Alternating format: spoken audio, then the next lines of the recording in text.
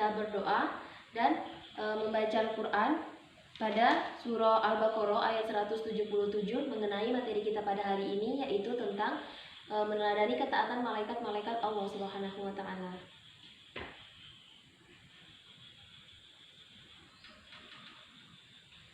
Baiklah, langsung saja kita masuk kepada materi kita tentang meneladani ketaatan malaikat-malaikat Allah Subhanahu wa Ta'ala. Malaikat adalah makhluk yang diciptakan Allah dari cahaya, dan setiap malaikat itu memiliki tugas-tugas yang telah ditentukan oleh Allah Subhanahu wa Ta'ala. Adapun beriman kepada malaikat yaitu dengan meyakini sepenuh hati kita bahwa ada makhluk gaib yang diciptakan oleh Allah Subhanahu wa Ta'ala dan memiliki berbagai tugas-tugasnya untuk mengurusi berbagai urusan yang ada di muka bumi ini.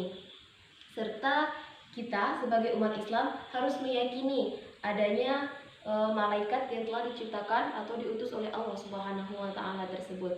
Baiklah, langsung saja kita masuk pada materi kita yang pertama, yaitu mengenal sifat-sifat malaikat. Di sini sifat-sifat malaikat yang tidak dimiliki oleh manusia. Yang pertama yaitu tidak memiliki nafsu. Malaikat ini tidak memiliki nafsu. Yang kedua, selalu patuh kepada Allah.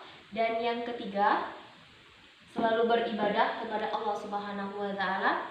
Dan yang keempat yaitu tidak pernah sombong. Beda seperti manusia yang memiliki sedikit ilmu saja sudah menyombongkan dirinya. Kita lanjut pada materi kita yang kedua tentang nama-nama dan tugas-tugas malaikat. Jadi di sini ada 10 nama dan tugas malaikat yang harus kita ketahui dan harus juga kita imani. Yang pertama yaitu Malaikat Jibril. Tugasnya Malaikat Jibril ini untuk menyampaikan wahyu kepada Nabi dan kepada Rasul. Dan yang kedua ada Malaikat Malik, yaitu tugasnya Malaikat Malik untuk membagikan rezeki, mengatur hujan, menurunkan hujan, serta mengatur awan. Yang ketiga ada Malaikat Israfil. Tugasnya Malaikat Israfil ini untuk meniup sangkakala pada saat kita kiamat tiba.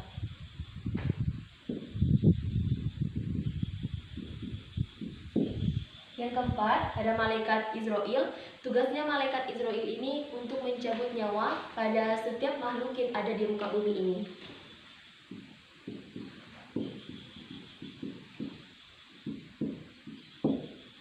Dan yang kelima dan yang keenam yaitu Malaikat Mungkar Nakir. Tugasnya untuk menanyai kita pada saat di dalam kubur atau penjaga kita di saat dalam kubur.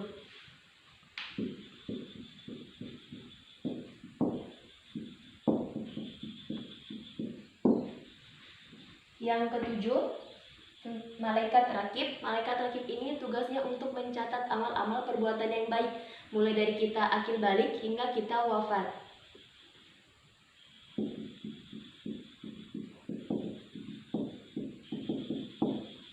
Dan yang kedelapan, Malaikat Atid. Malaikat Atid ini sama tugasnya dengan Malaikat Rakib, tetapi di sini Malaikat Atid mencatat amal-amal perbuatan yang buruk, perbuatan yang negatif, maupun sekecil apapun perbuatan kita yang buruk-buruk akan dicatat oleh Malaikat Atid.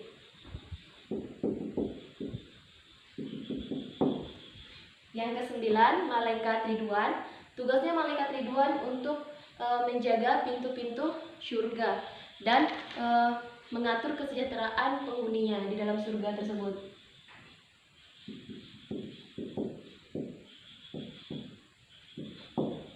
Dan yang ke-10 yaitu ada Malaikat Malik. Malaikat Malik ini menjaga pintu-pintu neraka dan tugasnya mengatur juga siksa atau azab yang ada di neraka tersebut.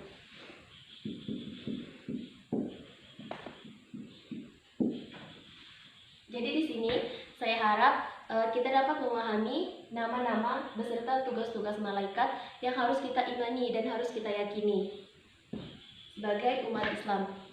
Dan kita lanjut materi kita pada pembahasan tentang yang ketiga, yaitu sikap yang mencerminkan keimanan kita kepada malaikat-malaikat.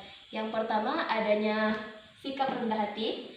Di sini kita sebagai manusia harus memiliki sikap rendah hati karena sebagaimana kita ketahui Allah menciptakan bumi ini bukan hanya untuk adanya manusia, tetapi Allah juga menciptakan makhluk-makhluk gaib selain manusia. Dan yang kedua, hati-hati dalam berbuat, karena di sini setiap tanduk tindakan kita akan dicatat oleh malaikat-malaikat dan akan dilihat oleh malaikat-malaikat tersebut yang sudah Allah beri tugasnya masing-masing. Jadi di sini, mengapa kita harus mencintai malaikat-malaikat dan harus kita mengimani malaikat-malaikat yang telah diutus oleh Allah Subhanahu wa taala? Karena jika kita mencintai malaikat, di sini adalah salah satu rukun iman yang kedua, yaitu meyakini malaikat-malaikat Allah Subhanahu wa taala. Dan ketika kita telah beriman kepada malaikat-malaikat Allah tersebut, kita sudah menjalankan perintah-perintah yang telah diberikan oleh Allah Subhanahu wa taala. Baiklah, sekian pembahasan kita pada kali ini. Sebelum kita tutup, marilah kita sama-sama membaca doa kafaratul majelis. Wabillahi taufiq wal hidayah. Wassalamualaikum warahmatullahi wabarakatuh.